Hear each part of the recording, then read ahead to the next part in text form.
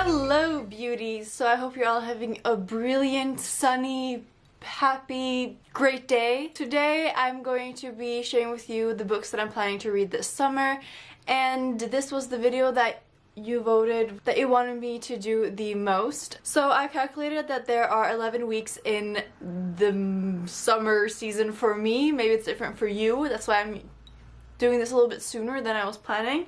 So I'm going to talk about 11 books because I'm traveling a lot and I don't think it's realistic to read more than one book a week, especially because I picked up the biggest books on my TBR, and this is simply because I don't want to bring so many books, but if I'm like traveling for 1 week, I only need to bring one book, or 2 weeks, 2 books, so it isn't that much, and that's why I'm picking the biggest books on my TBR to read this season.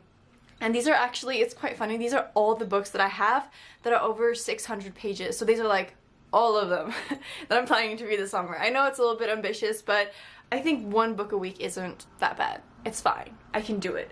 So these are in no particular order except the first two because I'm bringing them with me when I'm going backpacking. So it's the two smallest books I have, or like in weight-wise. So the first two books are Mad Ship by Robin Hobb and The Eye of the World by Robert Jordan. This is the first one in the Wheel of Time series. This is an epic fantasy, and it's the one that everyone says inspired a lot of modern day fantasy, and it's like up there along with Lord of the Rings. It has 14 books, and I know the last 3 was written by Brandon Sanderson because the author Robert Jordan died, and his wife had seen, what's his name? Brandon Sanderson's, like, he'd written something about him, about his inspiration from Robert Jordan or something, so Robert Jordan's wife took in contact with Brandon Sanderson and asked him if he wanted to finish the first 3 books, the last book in The Eye of the World. But when he got all the material that Robert Jordan had planned for the last book,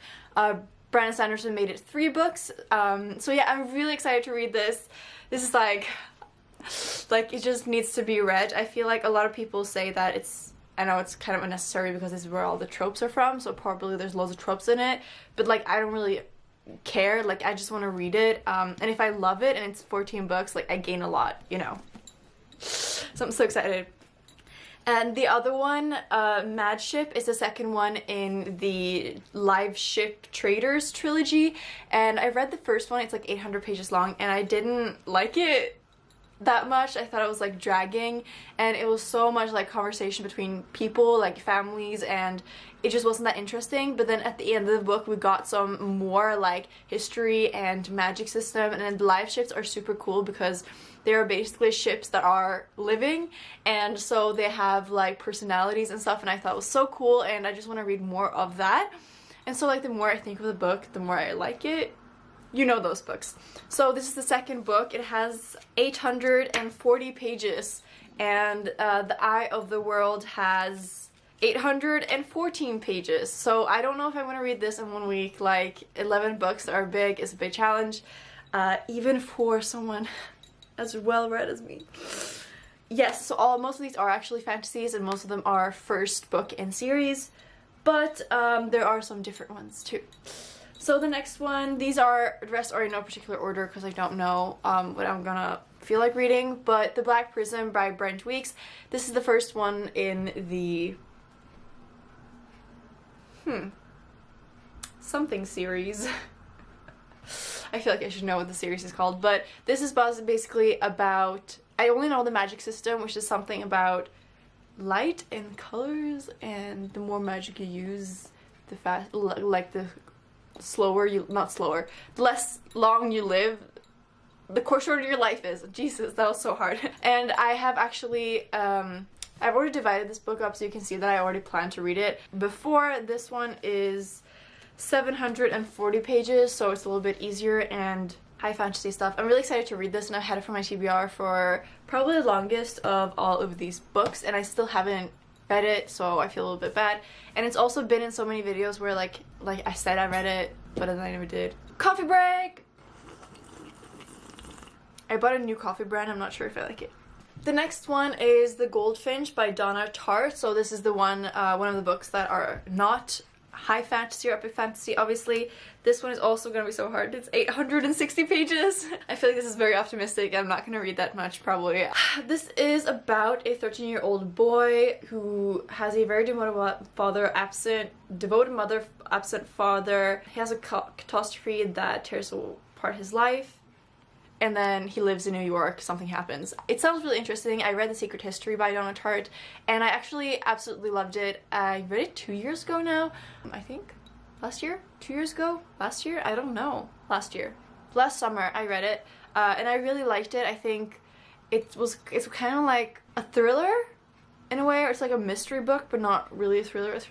I really liked it, and so I'm excited to read this. I actually think this is becoming a movie this year, and that's also why I'm picking it up this year. I was never planning to read this book, but then I found it in a secondhand store, and I just kind of like, why not? Since I already like her. And then we have The Shadow of What Was Lost by James, do you say Islington or Islington? I don't know. It's the first book in a duology. Like, so far, I don't know if there's more in the series actually, but I know this is also like a high fantasy or epic fantasy, and I don't know anything about this book, to be honest, but I recently saw that Daniel Green, I think he's like a fantasy news YouTuber. He doesn't like to be called a booktuber, but kind of. I follow him on Goodreads, and he said he gave it like 1 star, I think, so I'm a little bit nervous, but I'm going to read it this summer. This one is a little bit less. This one has 690 pages. Whew! That's good. Alright, then we have another one that's not fantasy as I know it. This is The Dark Vault by V. Schwab. This is a duology, and it's the archived and the unbound novels. These are, like, this is a reprint of both of the books together, and it's like one of her first books. I know her first book is The Nair Witch because I got that recently because it's also being reprinted, and this is like the second sort of book she wrote. So this I might be reading, and this is gonna be like an easier read because obviously like I know her writing style, but it's a little bit nerve-wracking to read her earlier stuff, and I've had a lot of like mixed feelings by V. Schwab, but I'm just gonna read all her stuff and just I don't know, because sometimes it's really good. Alright, the next one is Blood Song by Anthony Ryan. This is one that I kind of recently heard of from Elliot Brooks' channel, and she said she really liked it, but honestly, like, this cover is just, like, it doesn't appeal to me at all. Like, it's so bad. Like, it looks like a fantasy for, like, boys. It probably is. I know I love that boy fantasy, what I'm talking about. But I'm really excited to read this, since she said it was good and she recommended it.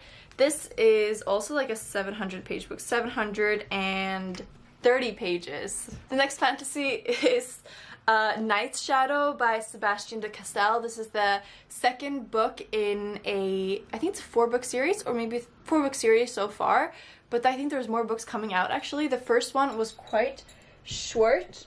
It's the Trader's Blade. It's much shorter, as you can see. But I actually really liked it. It's quite gruesome and dark, and the characters are really good, and I really liked it. And I thought the ending was just like mind-blowing. The plot twist is amazing. So I'm really excited to read this, and I'm also excited that it's a thicker one than the first one. It's called The Greatcoats, Book 2. So excited. And the next one is Children of Time. This was recommended, all these books are like recommended by other people. This one was recommended by Emily's Books. Is she called it Emily? Books with Emily, I think maybe it's called. She's a Canadian booktuber. This is a sci-fi, and I know what this is about because it's like so scary, but I'm like conquering my fears this year because I also bought Jurassic Park, and I'm like so scared of dinosaurs. But this one is about like maybe humanity sending out this serum to another planet to make evolution go faster so that they can inhabit the planet. I think it's something like that, but then by accident there's a spider aboard the spaceship or something, and the spider like gets in contact with the serum, and all of a sudden there's this high intelligent like spiders on the planet. So that sounds really scary. But I'm really excited to read it. It sounds actually pretty cool. And this one is less. Okay, this one isn't even 600 pages. So that's kind of a fail, but I kind of include it anyway. So it's, okay, it's 599 pages. I'll count it. I'm not that detailed. So here's another one. This is Theft of Swords, Volume 1 of the Riara Revelations by Michael J. Sullivan. I know this has like multiple series in the same universe, and I think this is like the first one, and then there's like another series like is technically like chronologically before this one, but I'm not sure, like don't listen to me. This one I know is about like a bromance between two kind of warriors. It sort of reminds me of The Great Coats or The Traitor's Blade that I was just talking about, because that is a book about three bros in like, it's like a bromance, I guess. Bros. I hate that word. When am I using it? It's like a friendship between three guys that are in like the army, or like the Great Coats as they're called. And this one, it's Kingsmen. That's actually really similar. Here it says, they killed the king, they pinned it on two men, they chose poorly. And that's kind of what happens in the other book, Traitor's Blade, because it's like they think they killed the king? I'm getting myself wrapped up. This is just, I want to read it. And this one, it seems really thick, but it's actually 670 pages, but it's like thicker than most of the other ones. And then the last book in the series is Dune in the series. In this like summer reading plans is Dune by Frank Herbert. This is a sci-fi. I think I bought it for many reasons. First up, it's becoming a movie this year or next year soon. And this cover edition is amazing. I love it. I love books that are slim because I can hold it like this with one hand, with my tiny hands. And I really, really love the illustration in the front. So I specifically like looked for this edition. It's really thick, but it's probably thicker than the normal one. It has 880 pages. I just want to add like a super weird footnote. I really like when the books are so thick that they have like writing that should be read this way. Like this one, I know it's spelled downwards, but like his name is like that. Great example is this book. Like it's written this way. The Dark Vault. I know that's such a weird like thing to like because it doesn't look good when it like is like this, but I love it. So I'm reading this. I know a lot of people say it's quite slow and that they don't really like it. It's like sort of a classic, but I kind of like slow books sometimes. And since it's becoming a movie, I'm really excited to read it, but I don't really know what it is. I'm guessing it's like a desert world. That makes sense. So thank you guys so much for watching. I hope you enjoyed, and tell me, comment below if you want me to do any specific reviews for these, because I'm going to be traveling a lot, probably not going to be time to do my like normal videos. What even is my normal videos? Anyways, so comment below if you want to read any of these along with me, if there's any books you want me to read sooner than others. I'm like asking you guys too many questions. Thank you for watching. I hope you guys all have a brilliant, brilliant day. I already said that. Bye!